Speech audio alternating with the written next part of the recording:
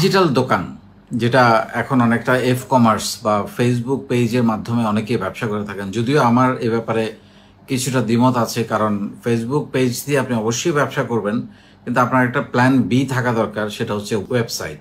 So আপনার website না থাকলে ফেসবুক যে কোনো সময় বন্ধ হয়ে যেতে পারে, আপনার পেজ হাওয়া হয়ে যেতে পারে, সো আপনার ব্যবসাটা বন্ধ হয়ে যাবে। সেজন্য আপনার ওয়েবসাইট থাকাটা ভালো।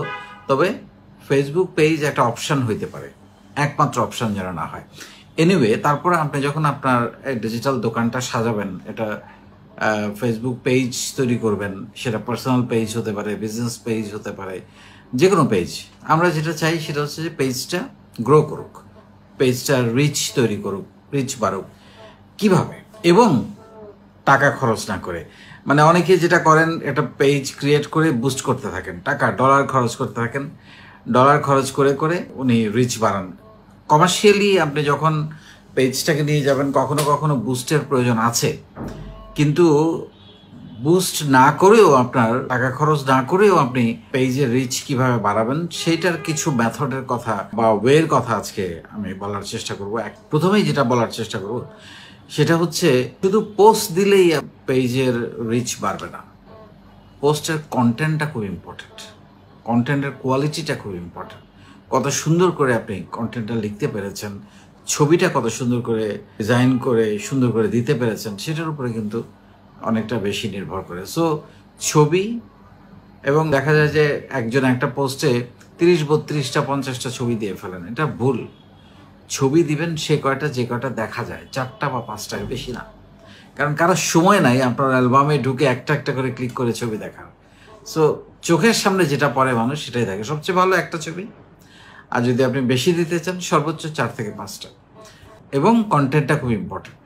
সো আপনি যখন ভালো কন্টেন্ট দিবেন, আপনার পেজের রিচ, আপনার পোস্টের রিচ বাড়বে, মানে পেজেরও রিচ বাড়বে, মানে পেজেরও লাইক এবং ফলোয়ার বাড়বে।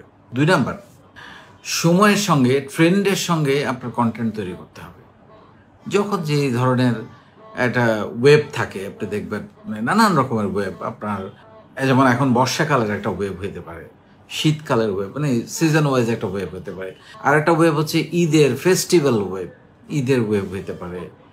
তারপরে বিভিন্ন দিবস ভিত্তিক ওয়েব হইতে পারে, বাবা দিবস, মা দিবস, ভালোবাসা দিবস, বিভিন্ন জন্মদিন উপলক্ষে হইতে পারে। সো এইগুলোকে মাথায় রেখে, ট্রেন্ডগুলো মাথায় রেখে, মানে সমসাময়িক যেটা ঘটছে সেগুলোকে মাথায় রেখে রিলেট করে অনেক কিছু দেখবেন যে হয়তো পোস্টটা ব্যবসায়িক না, অন্য ধরনের একটা ঘটনা, কিন্তু সেটাকে কানেক্ট করতে পারা, ঘটনাটার সঙ্গে প্রোডাক্ট বা সার্ভিস বা বিজনেসটাকে কানেক্ট করতে পারা, কোনো একটা কথা, কোনো একটা শব্দ এর মাধ্যমে, এটা খুব ইম্পর্টেন্ট। 3 নম্বরে হচ্ছে, শুধু পোস্ট করলেই আপনার পেজের রিচ বাড়বে না বা আপনার পোস্টের রিচ বাড়বে না। সেটা যেটা করতে হবে সেটা হচ্ছে আপনাকে ভিডিও বানাতে হবে, ছোট ছোট ভিডিও। আপনার প্রতিষ্ঠানকে মাথায় রেখে যে ছোট ছোট অনেক ভিডিও, কিভাবে আপনার প্রতিষ্ঠানটা কেন, কি করতে চান, কি প্রোডাক্ট বা কি সার্ভিস, এরকম ছোট ছোট ভিডিও। আপনার অফিসটা দেখতে কেমন বা শোরুমটা দেখতে কেমন, আপনার প্রোডাক্টগুলো দেখতে কেমন, প্রোডাক্টগুলো কিভাবে আপনি সোর্সিং করেন, কিভাবে আপনি প্রোডাকশন করেন বা তৈরি করেন বা নিয়ে আসেন, তারপর কিভাবে আপনি প্যাকিং করেন, কিভাবে ডেলিভারি করেন, কাস্টমার এটা পাওয়ার পরে কি ধরনের ফিডব্যাক দেয়, এইগুলো ভিডিও করে, ছোট ছোট ভিডিও করে, 1 মিনিট, 2 মিনিট, সর্বোচ্চ 3 মিনিট, 5 মিনিটও হইতে পারে, মানে ছোট ভিডিও করে করে এগুলো আপনি পেজে আপলোড করবেন। ভিডিও রিচ পোস্টে চাইতে অনেক অনেক বেশি। So video is very important. অনেকে লাইভ করেন, সেটাও করতে পারেন, আপনি লাইভ করে পেজের রিচ বাড়াতে পারেন, লাইভ করলে পেজের রিচ বাড়ে। সো এটাও আর একটা ওয়ে যে আপনার পেজের রিচ বাড়ানোর জন্য। তারপর হচ্ছে সময়টা খুব গুরুত্বপূর্ণ, যে কোন সময়টাতে আপনি পোস্ট করবেন বা ভিডিও করবেন বা লাইভ করবেন, কোন সময়টা মানুষের আসলে অবসর সময়। আপনি ধরেন একটা অফিস টাইমে বা একটা কাজের সময়, দুপুরবেলা, সকালবেলা, এই টাইমগুলো সাধারণত মানুষ নানান কাজে ব্যস্ত থাকে। ইভেন সেখানে আমরা টার্গেট অডিয়েন্স কারা, এটাও খুবই গুরুত্বপূর্ণ। তারা কি করে, কোথায় আছে এই অবস্থায় এখন, তারা কি শুধু মহিলা, তারা কি শুধু পুরুষ, নাকি তারা সবাই, তারা কি শিশু? সো টার্গেট অডিয়েন্স বুঝে আপনাকে, এবং টাইম বুঝে, দুটো জিনিস, টার্গেট অডিয়েন্স বুঝে এবং টাইম বুঝে আপনাকে পোস্ট করতে হবে এবং কন্টেন্টটা বানাতে হবে। অনেক সময় বলা হয় যে রাত্রেবেলা সন্ধ্যার পরে পোস্টগুলো রিচ একটু হাই হয়, সকালবেলা বা দুপুরবেলা একটু কম হয়, সাধারণত 9টার পরে 10টার পরে একটু বেটার রিচ হয় বলা হয়ে থাকে। রাইট, আপনি আপনার এনগেজমেন্ট দেখলেই বুঝতে পারবেন। সো এইটা একটু ফলো করতে হবে আর কি।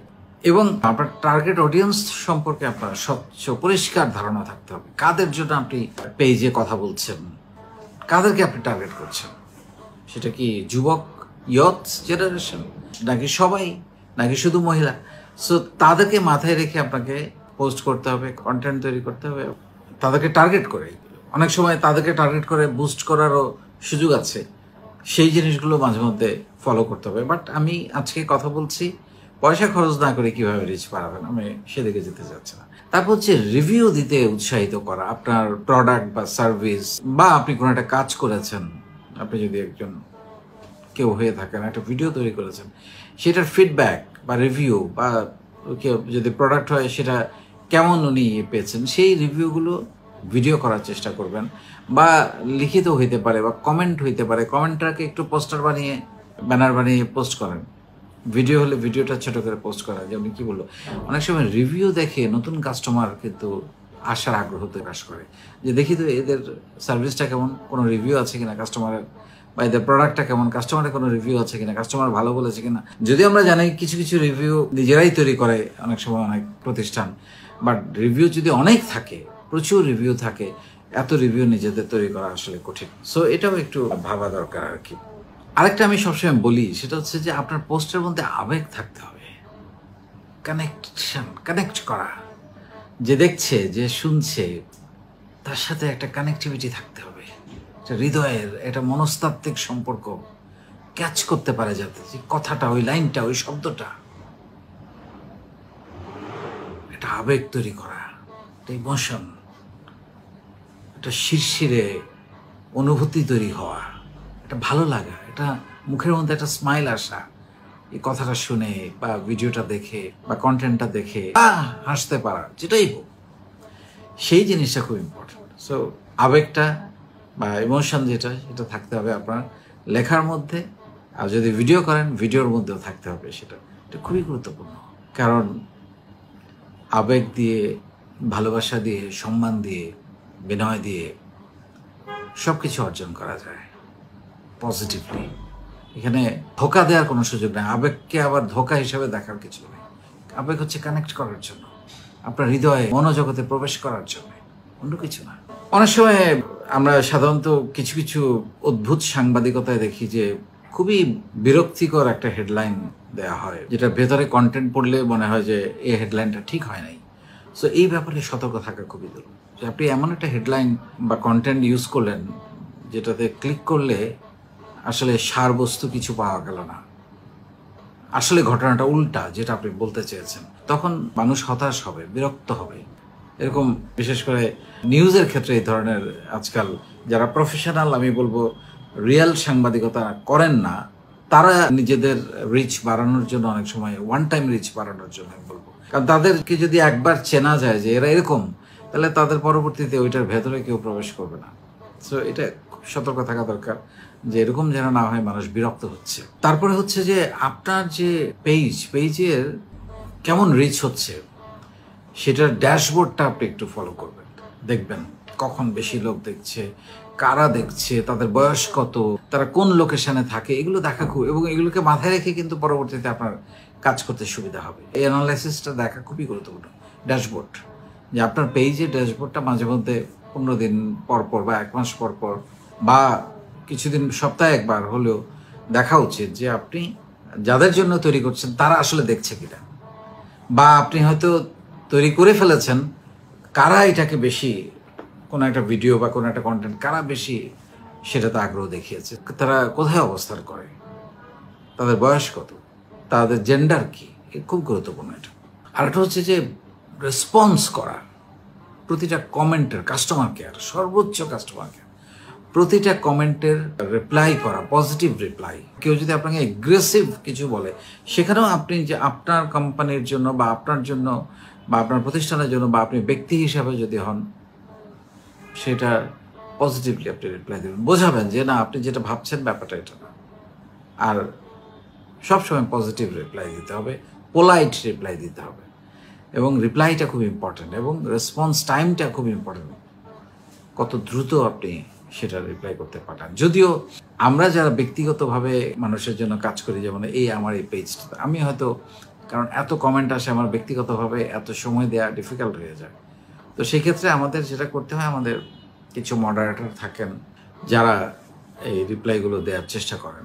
সো যে কোনোভাবেই একটা রেসপন্স দেওয়ার চেষ্টা করতে হবে, কারণ হাজার হাজার রিপ্লাই তো আসলে অনেক সময় দেওয়া খুবই কঠিন হয়ে যায়। কিন্তু যদি রেসপন্সটা না হয় তখন আসলে মানুষ বিরক্ত হয়, এটা আমি স্বীকার করি। বাট আমি নিজে আবার আমার এই পেজের জন্য নিজের ক্ষমা চেয়ে নিচ্ছি যে আমার পক্ষে আসলে খুবই কঠিন হয়ে যায় রিপ্লাই করা। কিন্তু আমাদের একটা টিম তৈরি করে দেওয়া আছে যারা এই রিপ্লাইগুলো দেওয়ার চেষ্টা করেন, হয়তো শতভাগ দিতে পারেন না, কিন্তু এটা করা উচিত আপনার পেজটাকে গ্রো করতে হলে। ফাইনালি যেটা বলার কথা হলো সেটা হচ্ছে যে আপনি বুস্ট না করেও, টাকা খরচ না করেও আপনি, আমি যে মেথডগুলোর কথা এতক্ষণ বললাম, আরেকটা মেথডের কথা বললাম, এগুলো ফলো করে আপনি কিন্তু আপনার পেজের রিচ বাড়াতে পারেন টাকা খরচ না করেও। শুরু করেন।